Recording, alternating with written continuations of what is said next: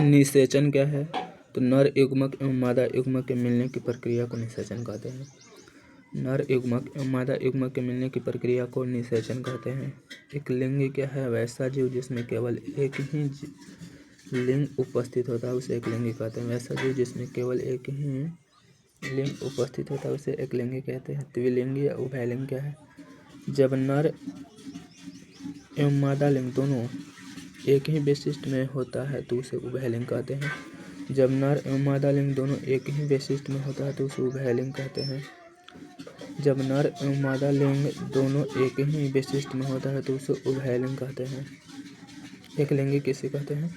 तो वैसा जीव जिसमें केवल एक ही लिंग उपस्थित होता है उसे एक लिंगी कहते हैं।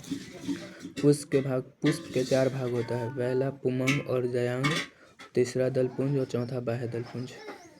पुमंग क्या है? तो नर युग्मक को पुमंग या पुंकेसर कहते हैं। जयांग तो मादा जननांग को स्त्रीकेसर या जयांग कहते हैं। जयांग के 3 भाग होते हैं, अंडाशय, वर्तिका, वर्तिकाग्र।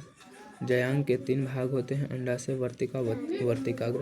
पादपों में निषेचन बीजांडों के भीतर होती है।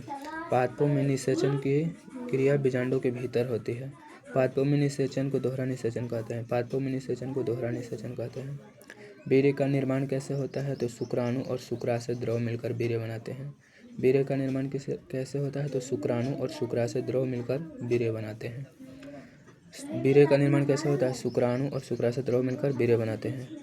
मनुष्य में मादा जनन तंत्र के भाग, अंडाशय, गर्भाशय, योनि, अंडवाहिनी मनुष्य के मादा जनन तंत्र के भाग है।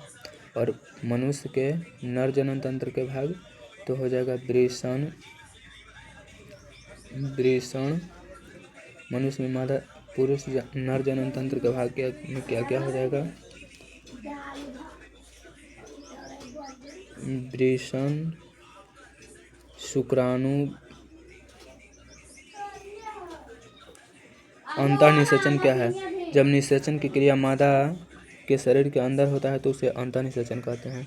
जब निषेचन की क्रिया मादा शरीर के अंदर होता है उसे अंतःनिषेचन कहते हैं। बाह्य निषेचन, जब निषेचन की क्रिया मादा शरीर के बाहर होता है उसे बाह्य निषेचन कहते हैं। जब निषेचन की क्रिया मादा शरीर के बाहर होता है उसे बाह्य निषेचन कहते हैं। गर्भ धारण को रोकने के लिए गर्भ निरोधी युक्तियाँ अपनाई जाती है। गर्भ धारण को रोकने के लिए गर्भ निरोधी युक्तियाँ अपनाई जाती है। कंडम पुरुष नसबंधी, स्त्री नसबंधी, कॉपर टी, गर्भ निरोधी गोलियाँ। कंडम पुरुष नसबंधी, स्त्री नसबंधी, कॉपर टी, गर्भ निरोधी गोलियाँ। यौन संबंध से होने वाला संक्रामक रोग को लैंगिक जनन संचारित रोग कहते हैं। यौन संबंध से होने वाला संक्रामक रोग को लैंगिक जनन संचारित रोग कहते हैं। ये रोग बैक्टीरिया, प्रोटोजोआ जैसे सूक्ष्मजीव के कारण होता है। ये रोग बैक्टीरिया, प्रोटोजोआ और वायरस के सूक्ष्मजीव के कारण होता है।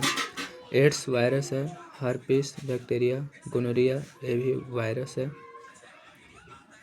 और हेपेटाइटिस भी bacteria. AIDS, herpes, gonorrhoea, hepatitis B. AIDS, herpes, gonorrhoea, hepatitis B.